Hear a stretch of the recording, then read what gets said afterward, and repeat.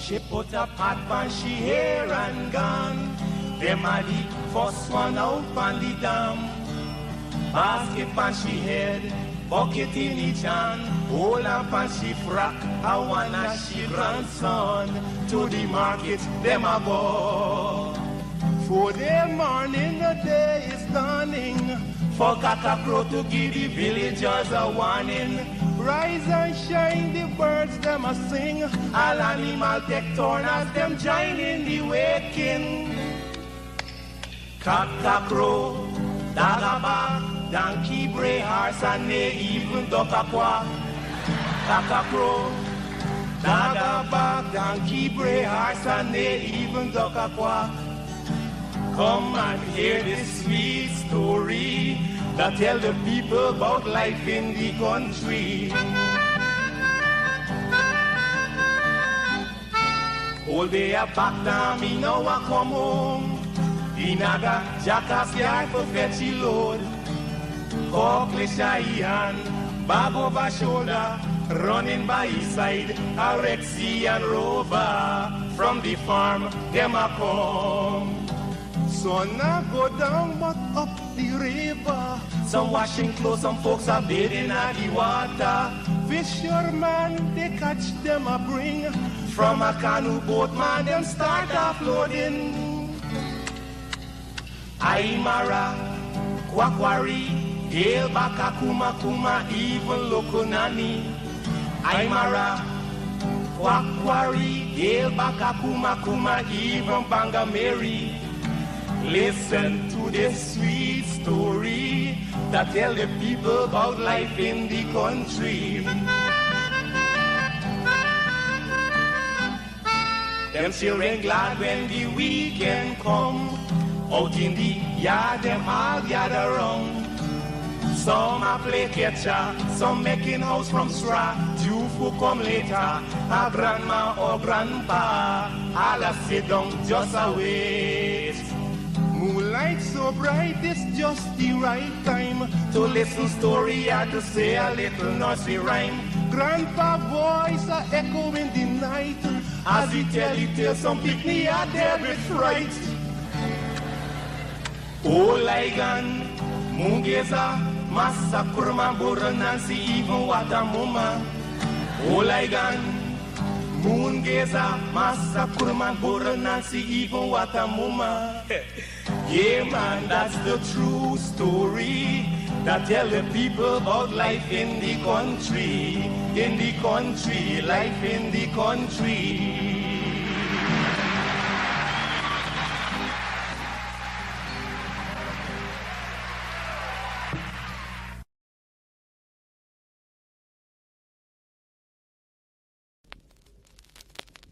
This ain't a long time, this ain't a long time, this not a before time. This ain't a long time, this ain't a long time, this not a before time. This ain't a long time, this ain't a long time, this not a before time. Long time got them long loading. Hello, this is attorney Shellen Washington, owner and founder of the Washington Law Firm located at 455 Utica Avenue in Brooklyn, New York. We're specialized in medical malpractice, personal injuries, matrimonial law, and landlord and tenant.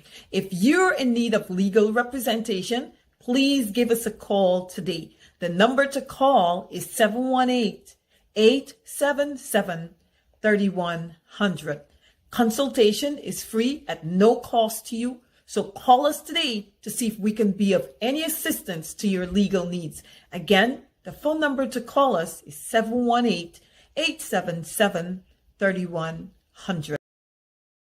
If you are looking to have your statutory declaration, affidavit of income, identity, damage or lost passport, lost license, tenancy agreement, agreement of settlement, power of attorney, last will and testament, and certification of documents, then you need to visit the Alistair Collins firm, located at the Killian Mall, 162 Lamaha Street in Georgetown, between Camp and Waterloo Street. Alistair Collins is a commissioner of oaths and a justice of the peace. Make certain you visit him or call for more information at 649-6410 or 685-6448 or 503-1451. And there's adequate parking available. Go down to the Alistair Collins firm and have all of your legal issues settled and brought to the fore. Alistair Collins Firm. Contact them at Alistair Collins Firm. What is the difference between the ordinary thief and a political thief? Number one, the ordinary thief steals your money, your bag, your watch, and your jewelry, isn't it? But the political thief steals your future, your career, your education, your health, and your business.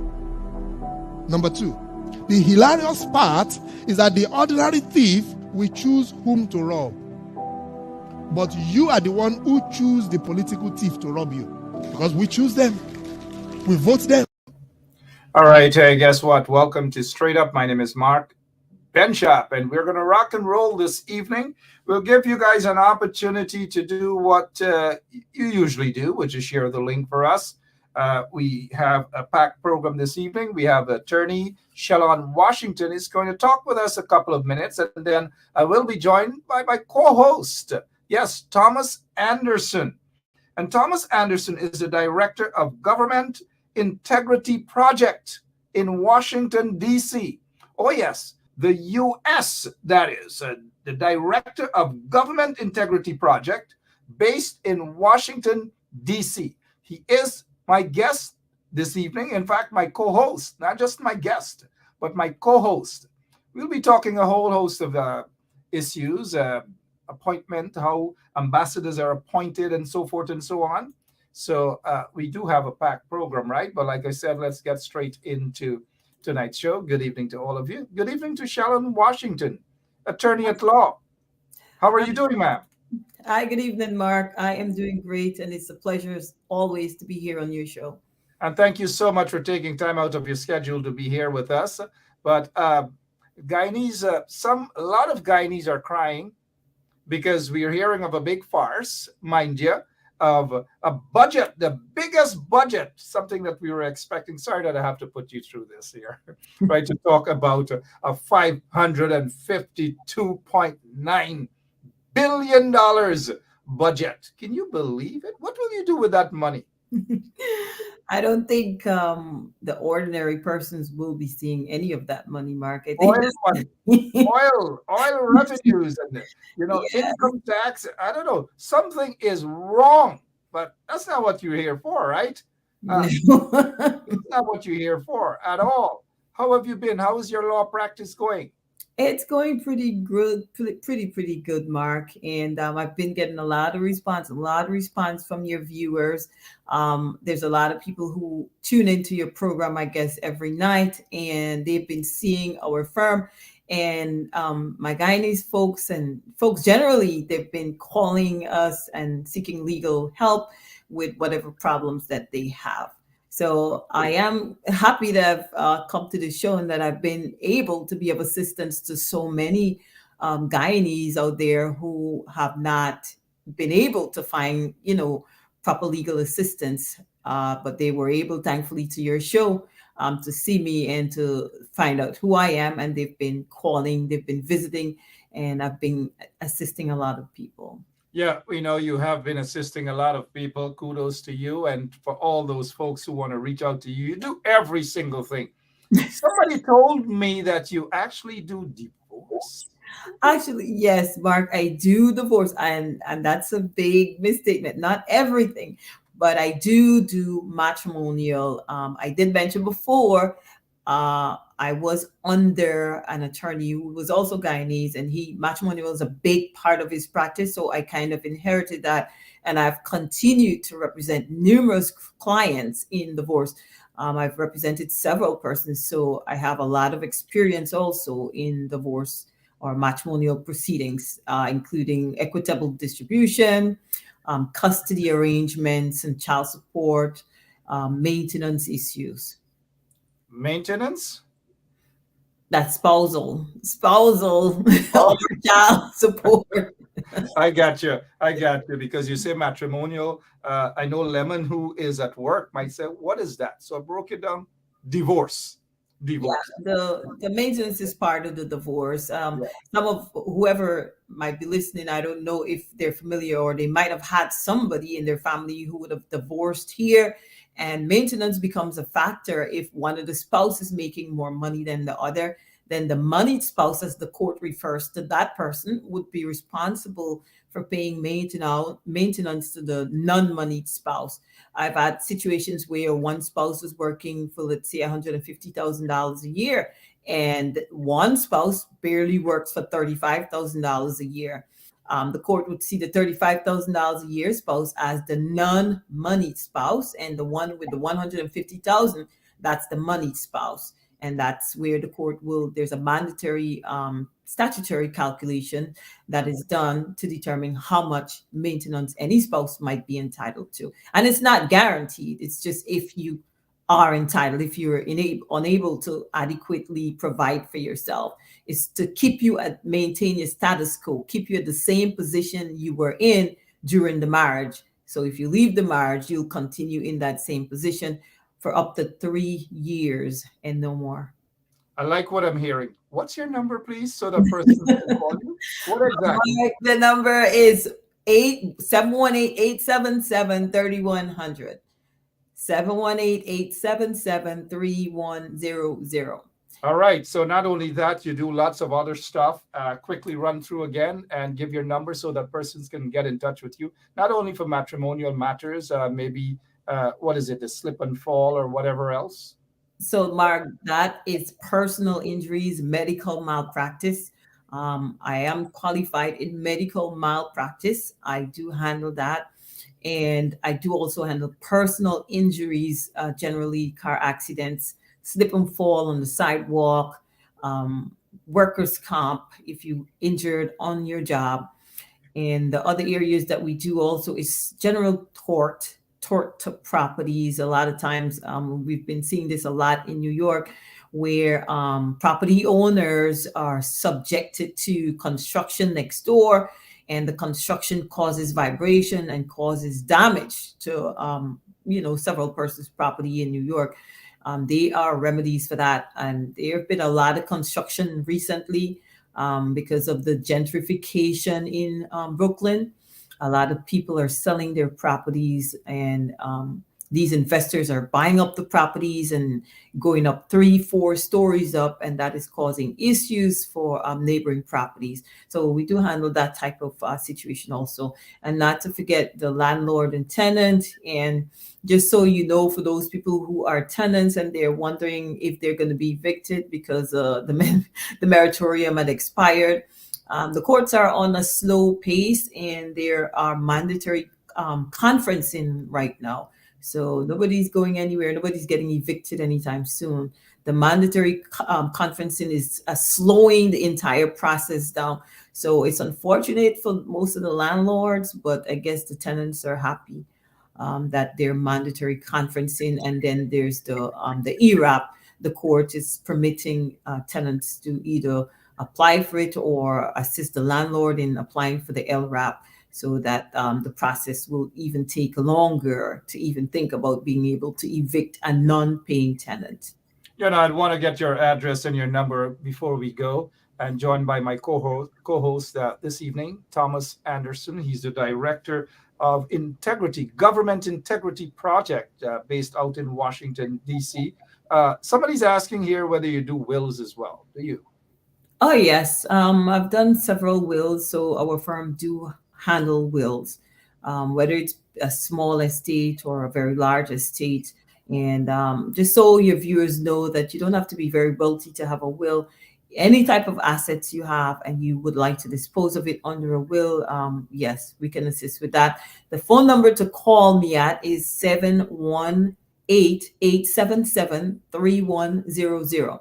Again, that number is 718-877-3100. And our office is located at 455 Utica Avenue. That's Brooklyn, New York. It's on the second floor.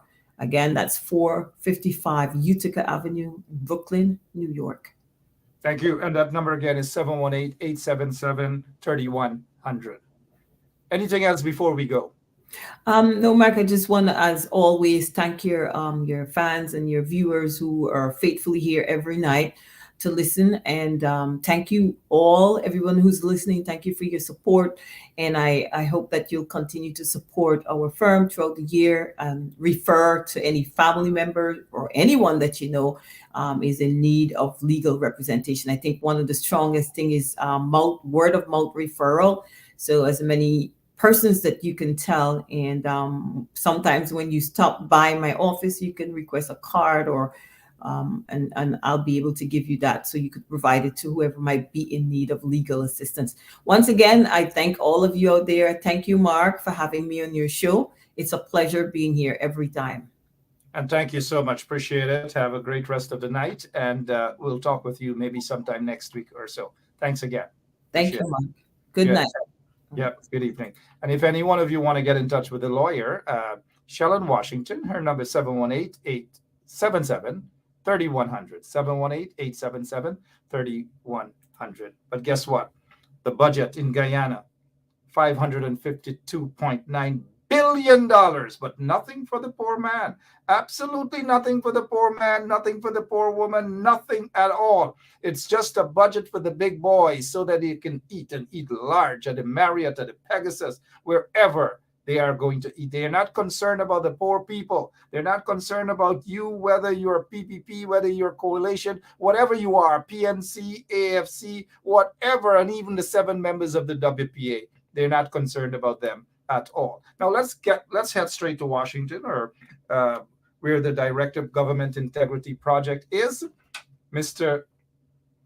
Thomas Anderson. He is with us, Mr. Thomas Anderson. He was here before, and we're going to be talking a lot about. Thank you. Yeah, you're welcome. The politics in the United States of America, but in Guyana, you know, the opposition leader Joseph Harmon has called it a day. The opposition leader, nothing unexpected at all. The big question is, will he resign his seat from Parliament? Who will be the one to resign so that others can go in Parliament? I don't know, but maybe tomorrow night I'll talk about that. Or who knows, maybe by tomorrow night we will hear about some 1 or 2 persons resigning from Parliament. I don't know. I just don't know. I don't have a crystal ball, but let's get straight to Washington and then have my good friend Thomas Anderson. Good evening to you, sir. Hey, Mark, how are you? Quite well, thank you. You are the Government Integrity Project Director. You're based out in Washington, D.C. Let our viewers know, Tom, what exactly do you do there? Okay, so I work, I'm in the nonprofit sector. So my job is a 501c3 charity. My job there, I'm the director of the Government Integrity Project, National Legal and Policy Center. So what I do every day is I help people in the media, journalists, editors, television producers. I help them research stories on corruption in government. And so my work is everywhere. I've been doing it for over a decade. I file complaints with different federal agencies. I work with different federal agencies sometimes when I get information that they can use. So that's basically what I do every day. I've been doing it for about 12 years now.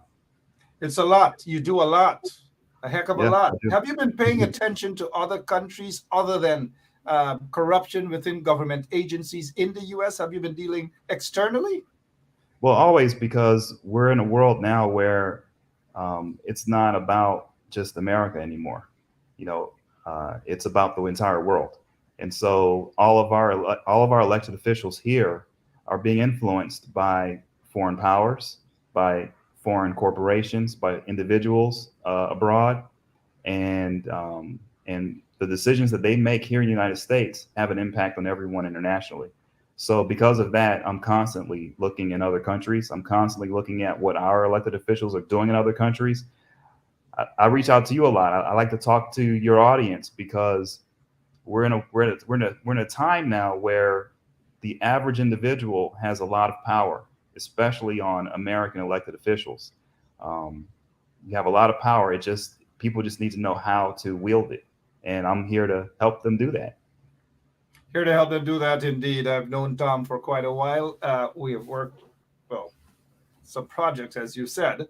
Um, how familiar are you with Guyana as it pertains to corruption? Just out of curiosity. Oh, very familiar. Probably more familiar than most people in Guyana, actually, believe it or not. And when you see some of the things of the corruption and so forth, how does that make you feel in terms of a country?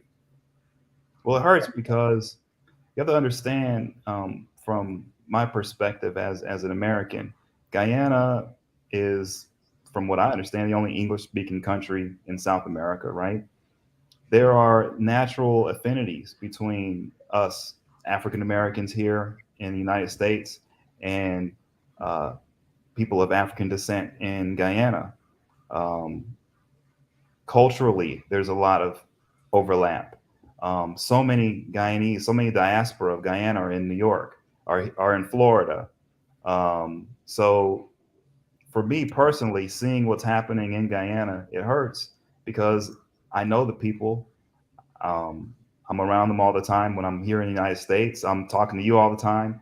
But then at the same time, I see some of the dysfunction there, and I see it here in the United States.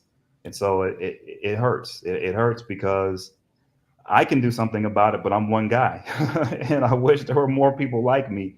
That's why I'm here right now. I want to teach as many people as possible how basic free tools on the internet can really do a lot and can change not only their lives, but people's lives around the world. You know, I want folks to know that those who are now joining us, Thomas Anderson is actually my co-host. He's not a guest. We will be doing this show every Wednesday until Tom becomes busy, because he's a very busy guy dealing with corruption all over the U.S. in governmental agencies and even outside of the U.S. Tom, let's go back to elections. Yep. 2020, not in the U.S. I want us to touch on that a little bit, though. But 2020 elections in Guyana and all of the controversies that came out. What caught your attention the most? Well, what caught my attention most was the PPP using like Republican Party rhetoric. It was just like, what? It made me laugh.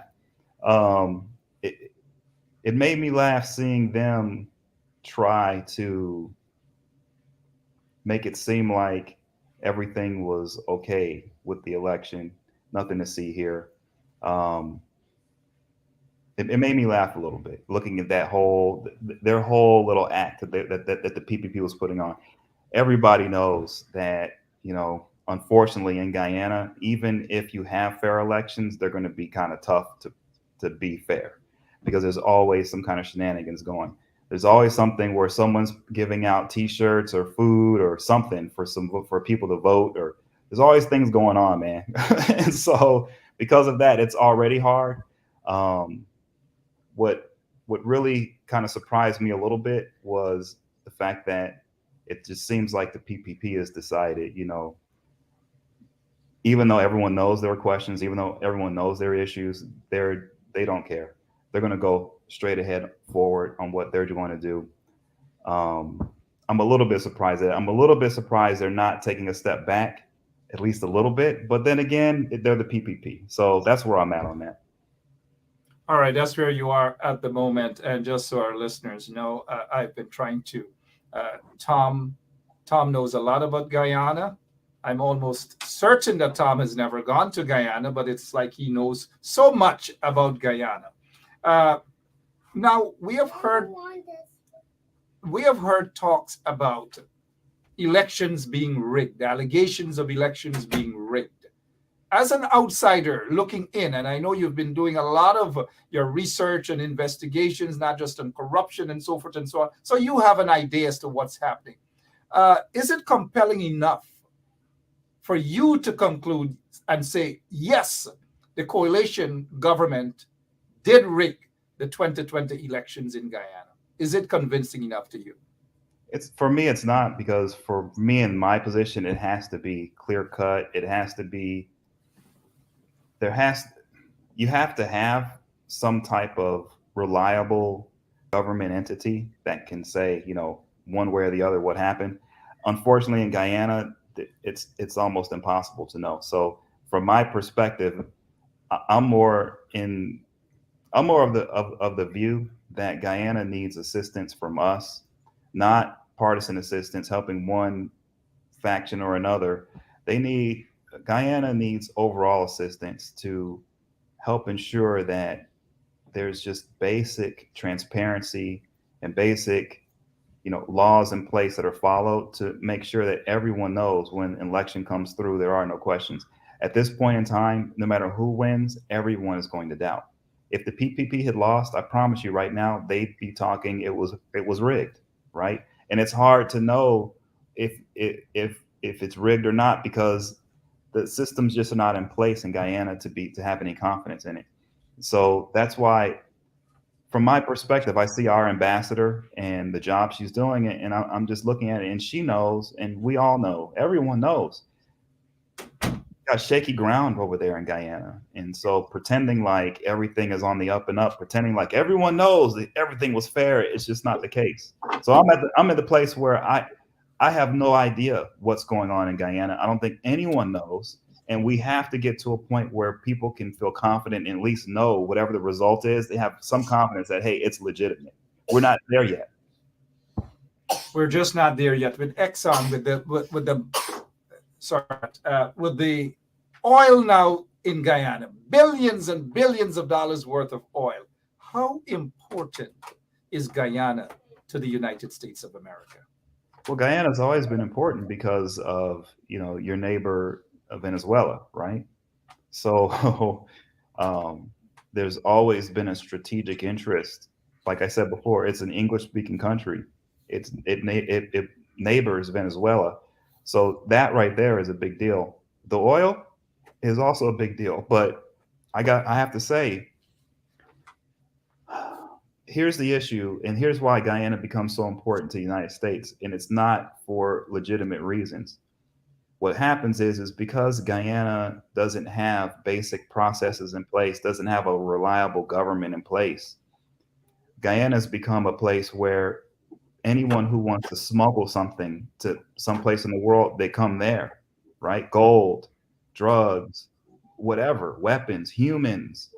And what's happening is Guyana is becoming like almost a place where so much illegally mined gold, so many drugs, so many humans are leaving from South America into Guyana and out into the rest of the world, that it's become hugely important to us, because guess what's happening? Terrorists are funneling money through these avenues, right? Bad people, criminals, mobsters, gangsters, drug lords. I mean, it's a security threat to us at this point, Guyana. That's just the reality. And at the same time, we, as a country, America, we need a good partner in dealing with Venezuela. So yes, I think the oil is a big deal, but I think more than that, it's the instability of Guyana's government and its inability to provide basic services and to provide the international community with the confidence that what's going on there is legitimate, right? No one really knows what's happening. And that has to change before Guyana becomes a positive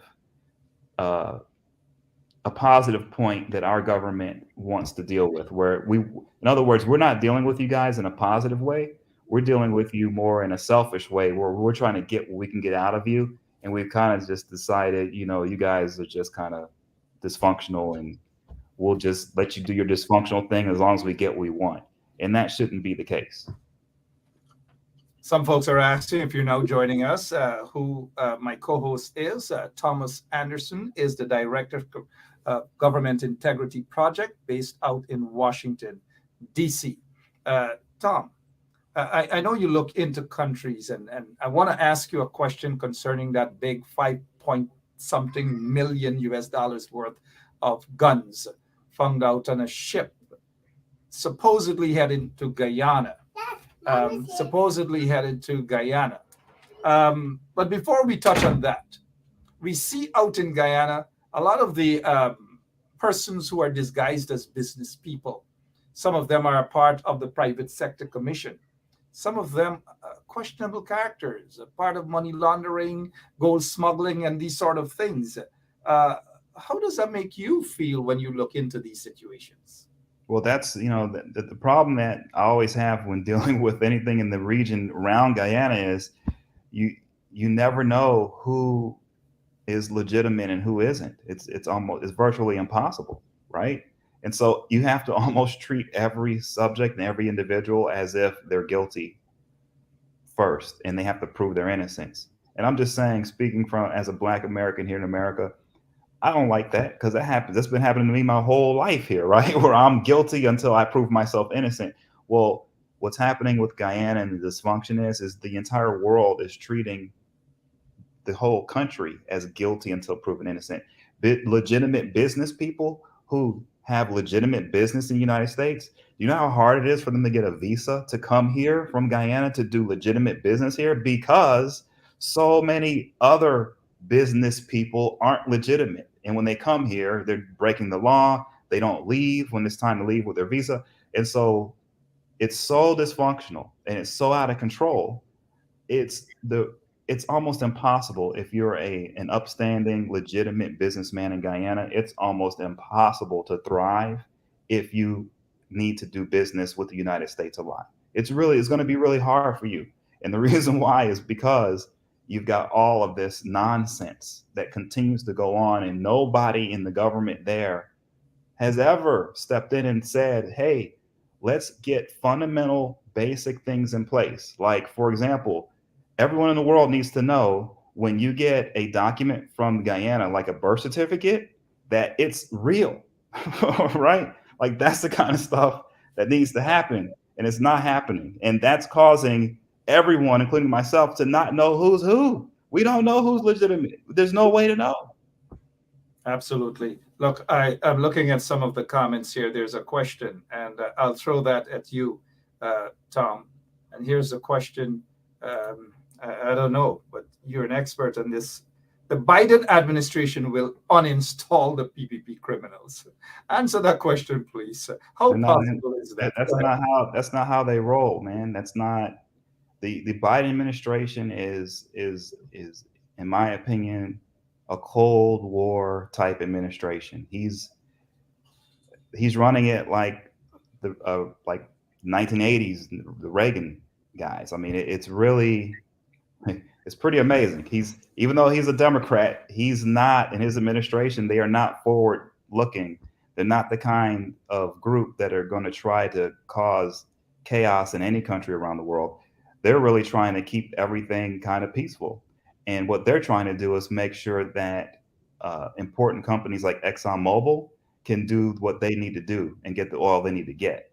Like, they really don't, as long as Exxon can get their oil and American interests, as long as we can do what we need to do and we get what we need as far as Venezuela goes, the PPP regime these guys are going to stay. Okay. The Biden administration is not going to mess with them as long as they give the Biden administration what they want, which is let ExxonMobil do their thing and also allow us to do what we need to do in dealing with Venezuela. All right. I hope that answers your question, Mr. Chambers. But here's another question, and people oftentimes ask this, but I prefer to have the experts answer. You're knowledgeable in a lot of these areas. Here's a question coming from Chen Sing Henry. Why is Sarah, and Chen Sing is referring to the U.S. ambassador to Guyana, Sarah Ann Lynch. Here's a question. Why is Sarah still there? Of course, the ambassador's term comes to an end on the first week in March. However, there is no evidence that she is going to be replaced, which is a high possibility that she can be there for as long as another year or two. What is your take on that, Mr. Thomas? Well, I just checked and they don't have a nominee up for the spot. So there is no nominee to replace her. So that means either she's going to continue on or she will be replaced by a State Department, longtime government worker official, not a political appointee. I just pulled up her financial disclosures. I should be getting them tomorrow. I'm doing a full, look into her over the next few days. But as far as I can tell you this, Guyana, from the United States point of view, and this has changed a little bit because of the oil situation, but for the most part, Guyana is looked at from, like, as far as jobs go for the State Department, as a lower level job. It's not one of the prime positions that a bundler is going to put $1 million into the Biden, into the Democratic Party here to get the Guyana post. Like, it's just, that's not going to happen. So the reason why she's still there is because it's early on in this administration, believe it or not, and Guyana really is not a huge priority. That's just the reality. And like I said, as long as Exxon's doing all right, as long as we're getting what we need in terms of what's going on with Venezuela, then you're gonna see this happening. She's gonna linger, or it's not gonna make much sense, because guess what? We're getting what we want. Now, if we're not getting what we want, guess what? There would already be a nominee in place. You would know who's getting in. All that would be taken care of. But we're getting what we want, so that means this is going to languish.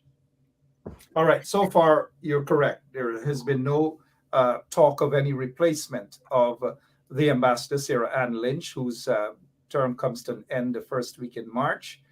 Explain that. Break it down for Guyanese. There's no person to replace her at this point in time.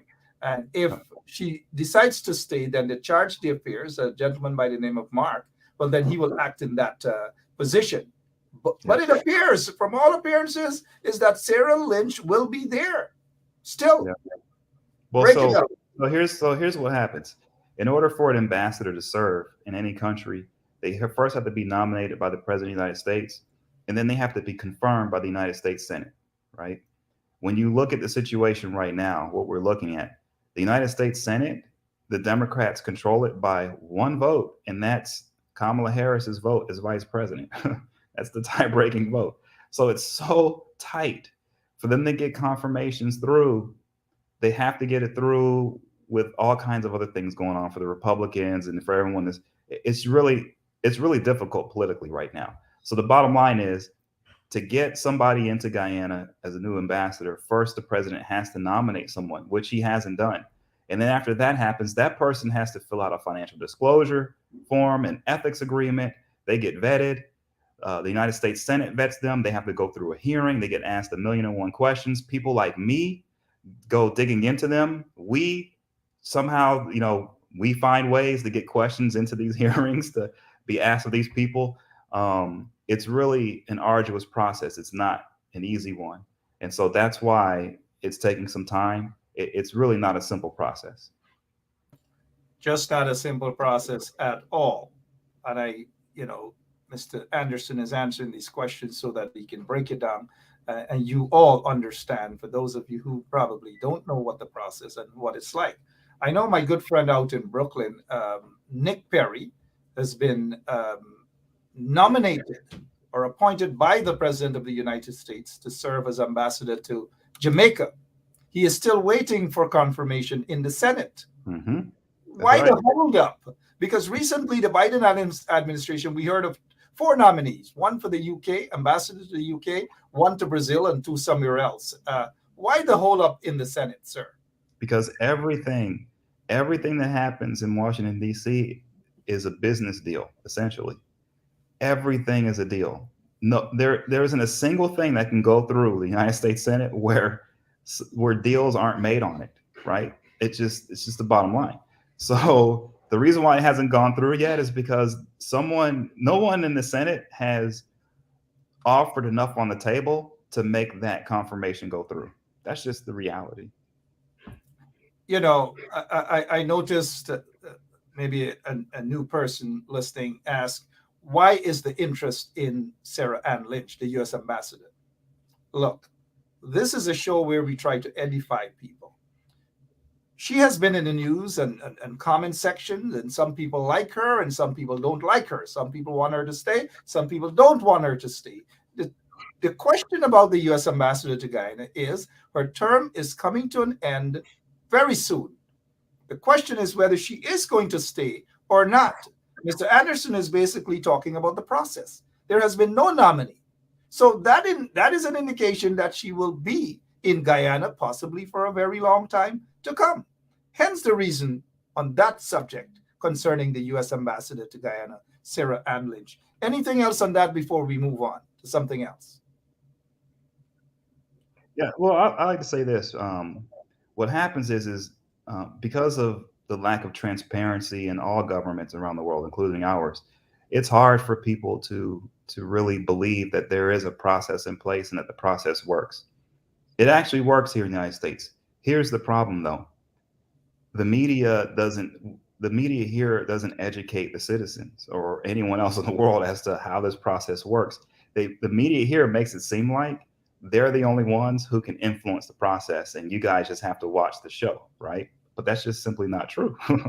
And so I think what people need to understand is where we all can be effective, normal people, where we can be effective is when someone is nominated or when someone gets the post, right? They get confirmed. When that happens, there are certain documents that have to be filed that any one of us can review, right? And in reviewing those documents, we all as individuals can find conflicts of interest, right? We can go into any ambassador's financial disclosures. We can look at their spouse and what companies they have. We can look at their siblings.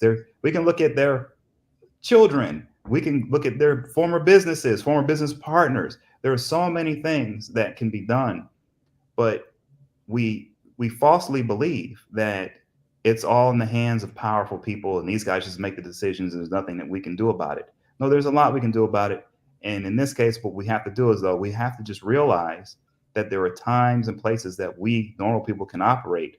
And that means when official documents drop, when there's debate about who may be coming in, let the talking heads on TV debate all they want. That's not relevant to me or you, right? What's relevant to me or you is the stuff that no one's talking about. And that is who are these ambassadors making money from? Where do they make money in the past? What are their interests? Do they have conflicts? These are things that we all can look at as individuals throughout the world. It's all available online from the US government. We can all see it, and anyone in the world can see it. We just have to know how to do it, and that's why I'm here. And that's why we're glad to have you here. Thomas Anderson is the Director of Government Integrity Project based in Washington, D.C. We will be doing this show every Wednesday night right here on 107.1 FM. Let's move to Senegal.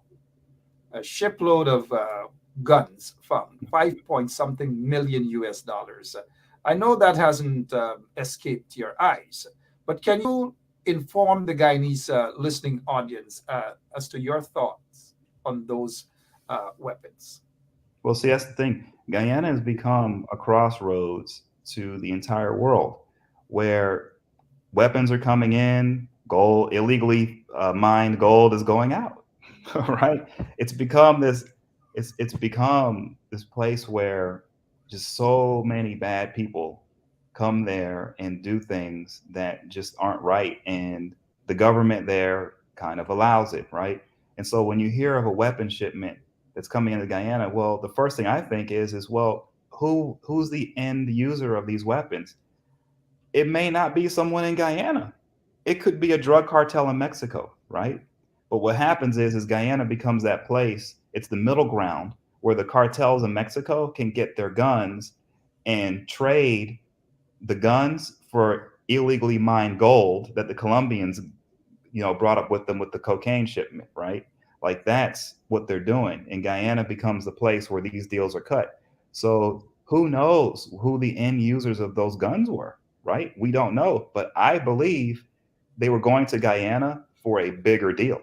There was something being exchanged in Guyana for those weapons, and the end users for those weapons, I don't believe they were in Guyana. Actually, I think they were in another country, and I think the people who were trading for them were from another country too, and they were bringing in things like either drugs or illegally mined gold to exchange for those weapons. Even humans, it could be, but that's, from what I've looked at, that's what it looks like is going on there. You know, before we get back to that, I remember many years ago, there was this Curacao gold bust. Whatever happened to that, Tom? That it just disappeared, right? But that's what's happening.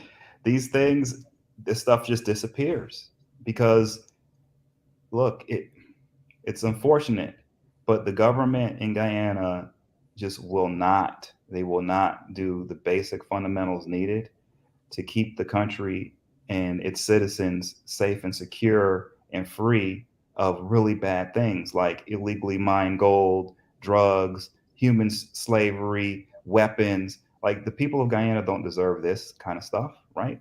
And it's not that hard to keep that out of your country if you focus in on it, but the government has no interest in it. And the reason why they don't have interest in it is because there's big money in this stuff. There's huge money. And guess what? Big Brother, United States of America or Canada, none of us care what's happening because we're getting what we want. And if you guys want to be dysfunctional, that's on you. That's our attitude here, right? And so, unfortunately, that's where you guys are. And it's it's going to take a lot. But it's first, let me just say this: it's going to take people from inside Guyana to get serious and just provide basic security to their citizens. I mean, that's the beginning of it, right? And that's not happening. Certainly just the beginning of it. Thomas Anderson, the Director of Government Integrity Project out in Washington, D.C., is with me here this evening.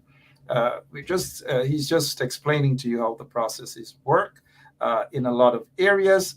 A lot of you're excited for things. You want an ambassador to go. You want Biden to uninstall the installed regime and so forth and so on. What is your take on the Foreign Relations Committee there in Congress? Our good friend Meeks is the head of that committee. What is happening and what's the focus of that? Well, that's another thing, right? So I didn't mention this, but he has so Congressman Gregory Meeks out of Queens, New York. Okay. He is currently the chairman of the House of Representatives Foreign Relations Committee.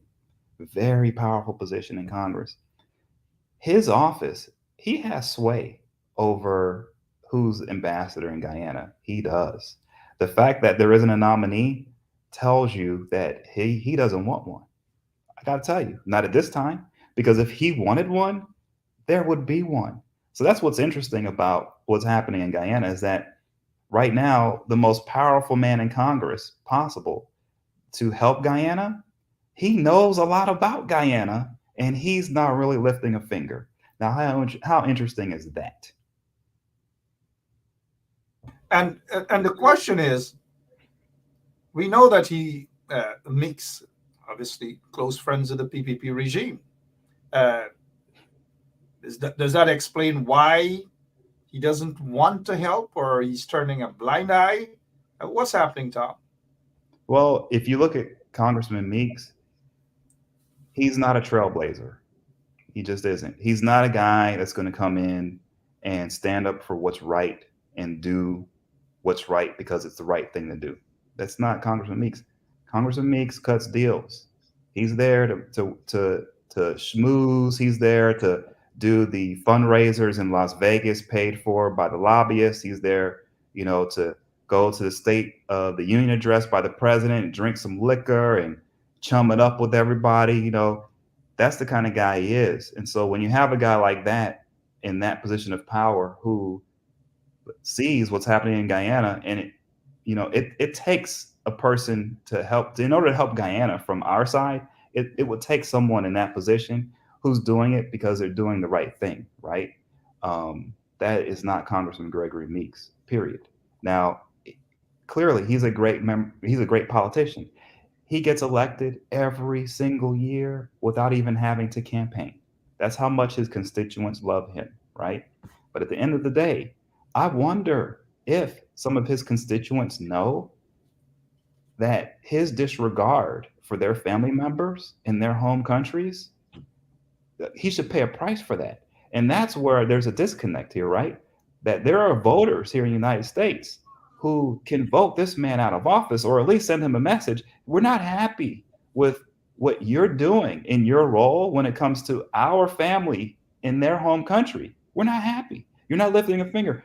And so that's, from my perspective, your listeners, they have a lot of power and influence right now on foreign affairs. You know why? Because Congressman Gregory Meeks is the most powerful man in Congress on that. And guess what? His constituents are mainly from the Caribbean. These are his constituents. And so you guys actually could change the direction of U.S. foreign policy if you just simply reached out to your member of Congress. He's right there. Reach out to him. Reach out to him indeed. Congressman Meeks, we heard a lot from Hakeem Jeffries, Congressman Hakeem Jeffries, who have been paying attention to human rights violations in Guyana. Your take on Hakeem? I love Hakeem. Yeah. I love Hakeem. He's a guy that does his job, and he does it for the right reasons. Okay? Hakeem is great. He should be the one heading up the Foreign Relations Committee, not Gregory Meeks, unfortunately. Yeah. Not so long ago, Bara Jagdeo, someone that you are very familiar with, called Meeks, sorry, not Meeks, not their friends Meeks, but called Congressman Hakeem Jeffries a racist. All because Hakeem Jeffries, the congressman, said that the way citizens, primarily citizens of African descent, are treated in Guyana leaves a lot to be desired. And for that, he was called a racist by Bara Jagdeo and others in the PPP. Yeah, well, of course. I mean, well, we know that Jagdeo, I mean, he's not to be taken seriously ever. End of story, right? First of all. But anyone that he doesn't like has to be a good person. Period. That's what I know. So the fact that he doesn't like Congressman Jeffries, the fact that he doesn't like him says that the congressman's doing a great job. And guess what? The congressman isn't lying. He's telling the truth. Everybody knows. I don't care who you are. Well, you can see with your own eyes.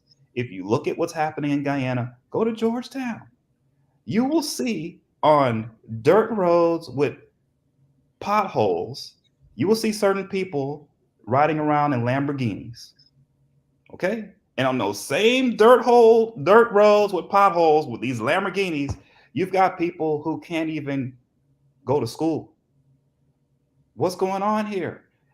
And what you'll notice is the people of African descent tend to be the ones who don't have the Lamborghinis. So, yes, Congressman Jeffries is correct in what he's saying. And Jagdeo, all he's doing is parroting what he thinks, I hate to say it, what he thinks Republicans here want to hear. That's what he thinks, that the Republican Party here supports him. And if he throws out the race card like that, that they're going to see that, oh, you know what? What he's thinking is some white Americans here are going to be thinking, our Indian brothers need help. They're being attacked by these Congressional Black Caucus members, these racist black guys. That's not what's happening. That's what he's trying to make it seem like. It's a joke, and he needs to stop it already. Good. I'm glad that you've mentioned that it's a joke, because they think that pandering to the Republicans, that the Republicans really do like them, because some of the Republicans during the course of the aftermath of the 2020 elections, they have our good friend in Florida, Marco Rubio, and even a couple of the others issued a statement calling for free and fair elections, and that the elections were actually questionable, and that the opposition now, they were the office, they were the incumbent, APNUAFC actually did something wrong. We saw a lot of these Republican senators and congressmen embracing the PPP regime. So you think based on that, they are running away with this idea that the Republicans love them? That's what they think. They think the Republicans love them. And here's the reality, right? The Republicans don't mind them because they speak English, right? Number one. Number two, They say all the things that you want to hear, basically. And number three, the oil's fine. Nobody's bothering with the oil, right? And guess what? Guyana and the PPP, they are behaving in a way that doesn't really help Venezuela, right? And so a guy like Marco Rubio is really going to love that, because Marco Rubio can't stand Venezuela, right? Like, well, the government there, he can't stand the socialist government. He has a personal animus for some of these guys over there, clearly. And so if in his mind, oh, the PPP, they're doing what we like. And I'll bet, since he's Cuban, what he's thinking is you have, these African-based Guyanese, and they have their political party, right? And what you get is a situation where a guy like Marco Rubio says, well, I wonder if the African-based population is more, maybe they like the communist Cuban regime more than they like us Americans, is something that he would probably think, unfortunately. But those are the types of thoughts that a guy like Marco Rubio would think, Senator Rubio would think, because he doesn't know any better, right? And so from his perspective, and this is a racist thought that I believe he has, but I'm sure he believes that if you're African and you're in Guyana, that you like communist Cuba, that you don't like America. That's how he views it, right? And so that's why you hear Republicans siding with the PPP, and you see them doing it, because from their perspective, some of them have a racist perspective, and they think, oh, if you're black, oh, you're communist, because that's a meme that plays here in the United States. If you go back to the civil rights movement in the 60s, when black people were marching for voting rights, they were being called Marxists. It was said that, oh, these are these communist Marxists trying to get vote. They're not trying to get voting rights. They're trying to tear America to pieces, is what they were saying back when people were trying to get voting rights. And so that same mentality carries over to our foreign policy. And so when we see people of African descent in Guyana, we're thinking, oh, Marxist, right? It's ridiculous, but that's what's going on here. And that's why you hear Jack Dale throw out the race card, because what he's trying to say is, hey, they're Marxists, okay? The African guys here are Marxists. You better be careful. That's what he's trying to make it seem like, when in reality, he's more of a Marxist. So anyway, the bottom line is that's what's going on. And that's what Jack Dale's playing to. He's playing the race card because he does get that. And I wonder how many African Guyanese realize that this is the viewpoint of Republicans, right? If they realize that there's this weird perspective that Republicans have on people of African descent, that they have this allegiance to communism or something, and they're looking to overthrow America to every corner. That is perpetuated. It started off early on in the civil rights movement here, and it's just carried over into our foreign policy. Even though the evidence is there that they have cussed out a sitting American ambassador in Guyana, basically kind of chased him out, Brent Hart, whom at that point in time, a minister of the government walked into the American ambassador's home and cursed him out, Priya Manik Chan, and all these different things, hundreds of killings, association with death squads, and all these things under Jack Dale's regime. Before I want to touch on, before I forget, and for those of you who are now joining us, Thomas Anderson is the Director of Government Integrity Project based out in Washington, D.C. I want to ask you this. During the 2020 elections in Guyana, then U.S. Secretary of State Mike Pompeo, your good friend, actually was threatening sitting judges that they should not hear cases. They should, and threatening them with visa, basically in a subtle way, and in a not so subtle way, threatened politicians of the APNU, the sitting government, that they will revoke visas, count all of the votes, whether they are illegal votes or not, just count and get it over with. But this is the same Mike Pompeo, who was then the Secretary of State. This is what he had to say concerning the United States elections. I want you to listen to this, Tom.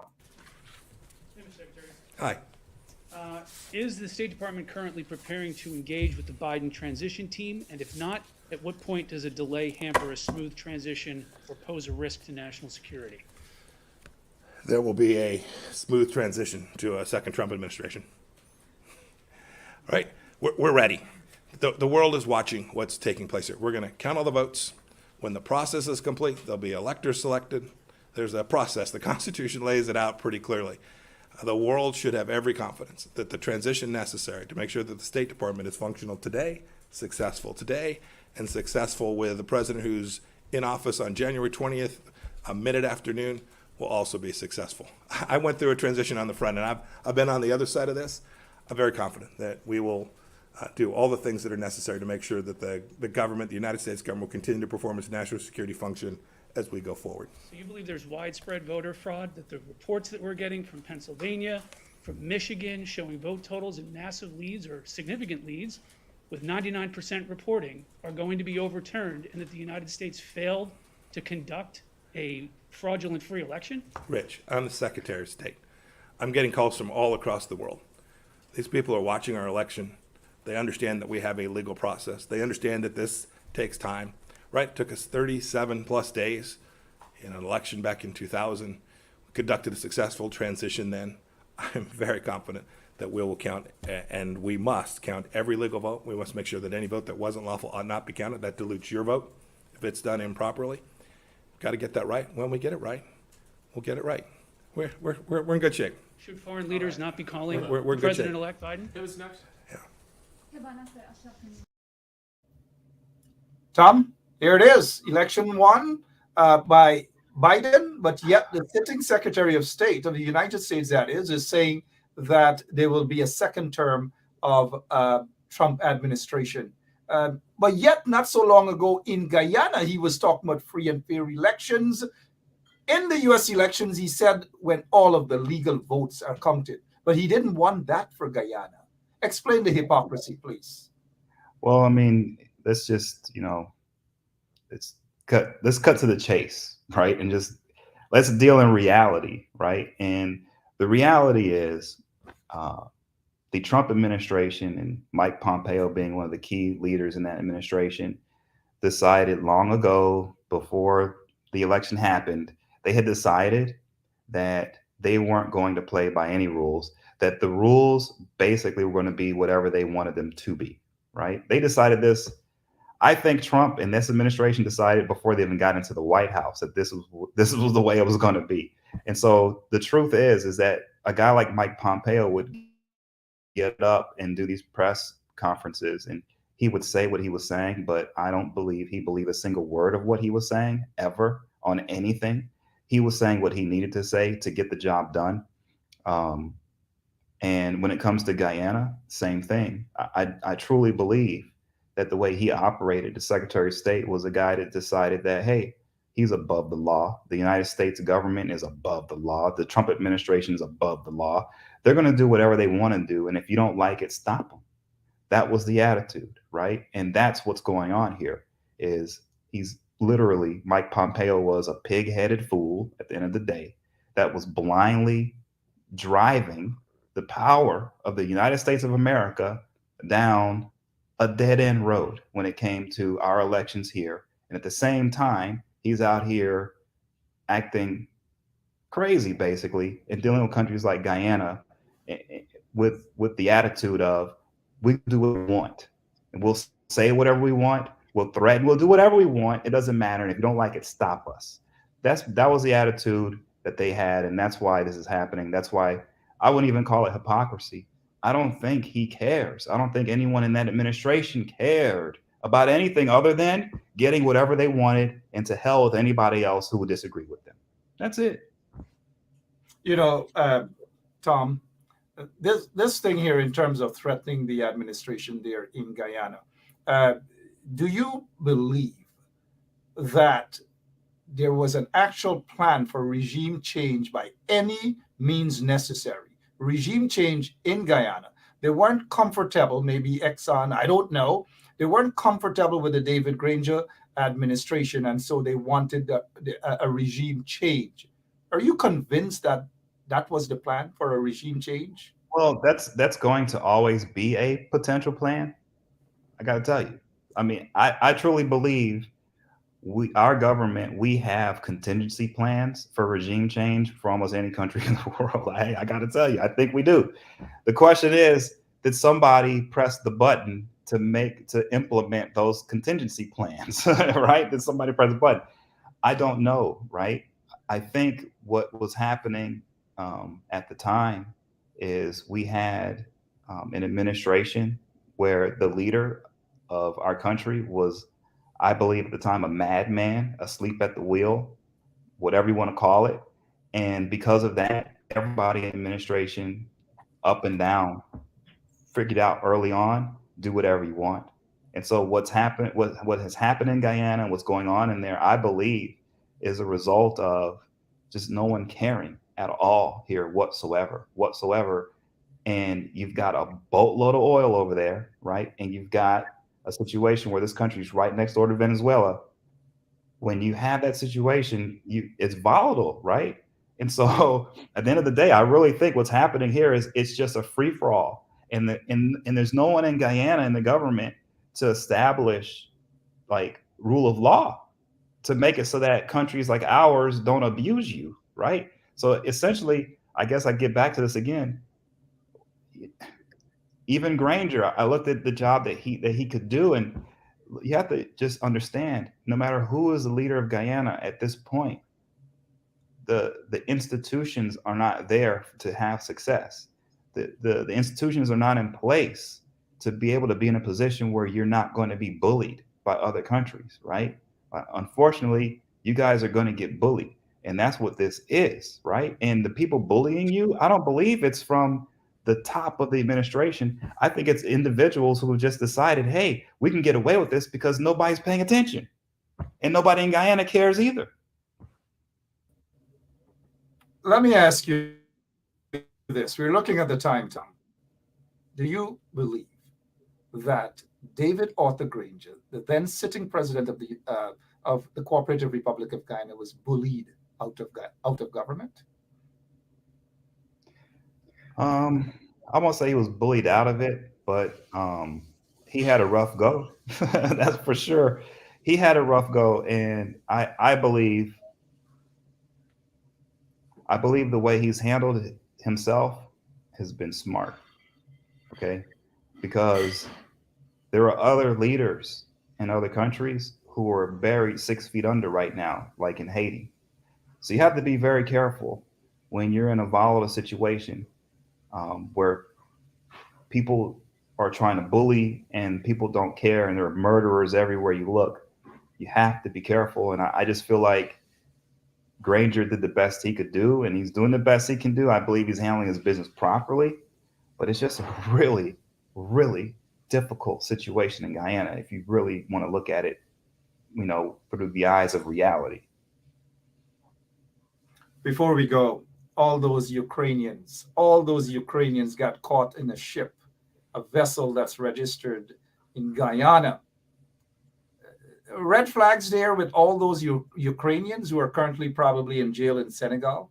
Well, here's the thing, right? Like I said, you guys, the reason why this is happening is because you all are becoming the crossroads of big business. But this business is off the books business. This is not above board. This is money laundering. It's all kinds of stuff under the table. It's this dark economy, shadow economy that right now Guyana is like a world capital right now. And so you guys are going to be getting human beings, shipments of human beings, guns, money, everything. It wouldn't surprise me if you guys one day see a barge just hit the shores full of trash that was supposed to go to China or something. You guys, everything's coming to you because it's just that wild and out of control. And so I'm not surprised that you got that. That's why I keep going back to this. So internally, Guyana has to put in place rule of law, like institutions, to make it so that you don't have the entire world dumping all of their trash on you guys. And that's what's happening right now. Someone's got a question here. Hi, Mark. I was in it. The person is unable to comment, and I don't know why. But I wanted to ask a question about Congressman Al Green and Congresswoman Shirley Lee Jackson shaking hands with Jack Dale, knowing Jack Dale's history, knowing that there was a senior Al Qaeda operative, Al Juman Shukurua, someone that you know very well from being on having him on the wanted list.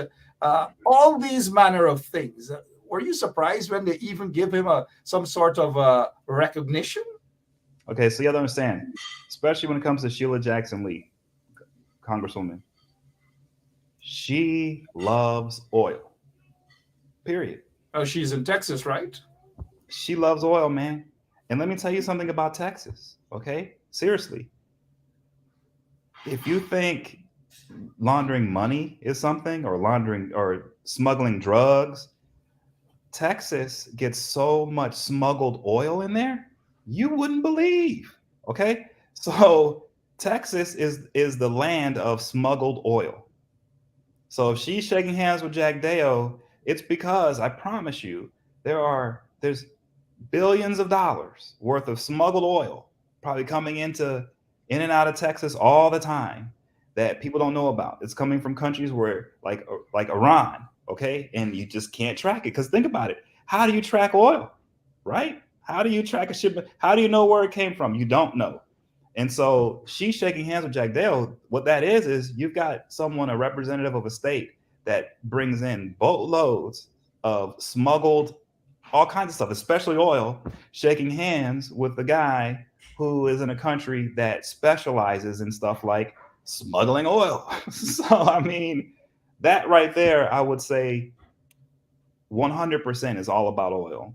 And I got to tell you, I truly believe Congresswoman Sheila Jackson Lee, she would do anything for oil. Seriously. I'm just letting you know right now. All right, in closing, Thomas Anderson is the director of Government Integrity Project in Washington, D.C. He will be back next week. This is a program that we will host every Wednesday to talk about American politics and how important it is from a Guyanese standpoint, too. Lots of Guyanese, hundreds of thousands, are in the United States of America, and you have voting power as well. You can vote some of those politicians out. You can vote some of those politicians in. Quickly before we go, Tom, a lot of these guys, questionable businessmen back in Guyana, they are on the list to be extradited. We haven't been hearing much about that recently. Why the silence? Well, that's always a difficult thing, right? Because ultimately, when it comes to Guyana, you can be on a list, but remember, Guyana is part of the Commonwealth, so people can get into Canada, right? They can. There's a lot of things people can do from Guyana, and so it's really hard to enforce any kind of list. Period. I mean, it's almost impossible. So whenever I see any list and there's people from Guyana on it, it's something that is noteworthy. But at the end of the day, put it this way, the people who should be on the list probably aren't. Right? That's what I think. Number one. Number two, I will say this. Next Wednesday, I'll have the financial disclosures for the ambassador to Guyana. And what I can do is I can go and I can break down for all of your viewers what her true interests are, who she really is, and what's going on, right? I think people might find that interesting. All right, next Wednesday, Thomas Anderson will be with us, the Director of Government Integrity Project based out in Washington, D.C. Quickly, your closing remarks. Anything at all you want to say, whether it's Guyana politics or here. That was great being on. I definitely want to get into, helping your audience be able to see through the propaganda, because the reality is almost everything they're going to see or hear about with Guyana, there's going to be some spin to it. It's going to be really hard to know heads or tails what's going on, and especially here in the United States as well, politically. What I can do is I can help. I'm not a Karl Rove or anyone like that. I'm not going to draw up these fancy political strategies. But what I can do is I can bring facts to the table, and I can teach your audience how to get their own facts and use those to make their decisions instead of using someone's opinion on TV, right? And so that's what I would like to do, basically. All right. So next Wednesday it is. Thank you so much, Tom. Have a great rest of the night, and I appreciate it as always, my friend. All right, Mark. Good night, man. Take care. Yeah. All right. Interesting. Interesting indeed. Tom, Thomas Anderson will be back with us next Wednesday. He's basically going to be hosting the show with me, but I asked all of the questions. He break things down for all of us so we get a better understanding of things. We don't want to be misled, and so that is why Tom is here. He is in the thick of things. He knows a lot of those guys in Washington, D.C. He deals with a lot of those federal agencies and so forth. So he knows what's happening. He's the director of a government integrity project based out in Washington, D.C. Tom, thank you so much. And to all of you, I know you were waiting to hear about budget talks and, lots of that. Tomorrow morning, guess what? On the mid-morning show with Gabby and her favorite selector, DJ Selector Andre, guess what? They will be having budget talk tomorrow morning, starting from 9 o'clock Guyana time until 9 to 11 Guyana time. They'll have their special guest, Member of Parliament David Patterson, on. So thanks again to all of you. Thanks also to Thomas Anderson. And we will be back with him next week, of course. But I will be back tomorrow right here on 107.1 FM. Some of you, I don't know, for some reason you can't comment. You have been blocked from commenting. I don't know why.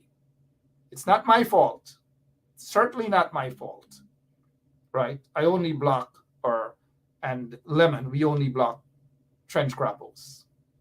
When they come with dotish comments, disrespectful comments, they get blocked for that.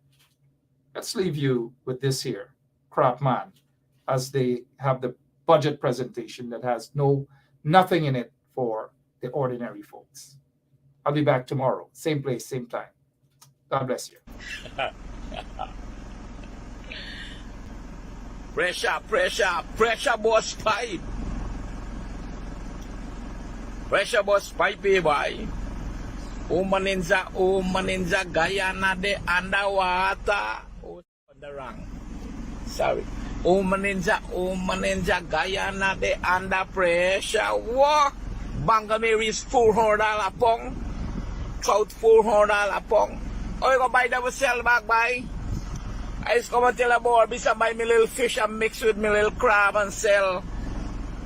Thing that just raise, thing just double, the price just double. Oh, partner. What you could do now? You don't squeeze out the juice for the Guyanese people. The beer hawks left, what you could do with the orange? We can't eat the fucking hawks that guy. Pressure boss pipe, partner, pressure boss pipe.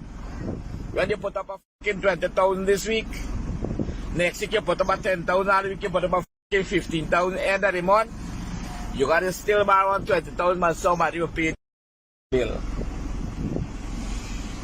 Right now, like water bill, Mudir and light bill. And then if you get cut off. So, this is attorney Shellen Washington, owner and founder of the Washington law firm located at 455 Utica Avenue in Brooklyn, New York. We're specialized in medical malpractice, personal injuries, matrimonial law, and landlord and tenant. If you're in need of legal representation, please give us a call today. The number to call is 718-877-3100. Consultation is free at no cost to you, so call us today to see if we can be of any assistance to your legal needs. Again, the phone number to call us is 718-877-3100.